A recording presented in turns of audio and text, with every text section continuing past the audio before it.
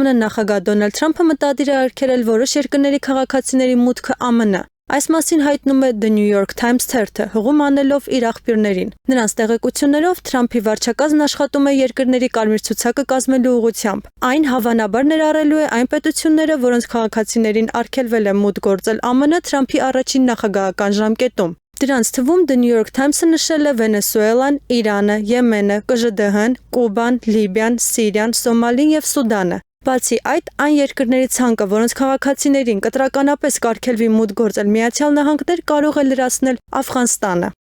Բացի կարմիր ցուցակից ներդրվելու է նաև երկրների նարնջագույն ցուցակ։ Նրանց քաղաքացիների համար ԱՄՆ մուտք գործելու հնարավորությունը սահմանափակվելու է որոշակի տեսակի վիզաներով եւ ավելի կարճ ժամկետներով։ Տեղին ցուցակում հայտնված երկրներին հնարավորություն է ընձեռվելու 60 օրվա ընթացքում շտկել իրավիճակը, կատարելով ԱՄՆ-ի մի քանի պահանջներ, որոնք վերաբերում են նաև անձնագրերի տրամադրման եւ ճանապարհորդների մասին տեղեկատվության տրամադրման կանոններին։ Հակառակ դեպքում դրանք ներառվելու են երկրների կարմիր կամ նարնջագույն կատեգորիայի մեջ։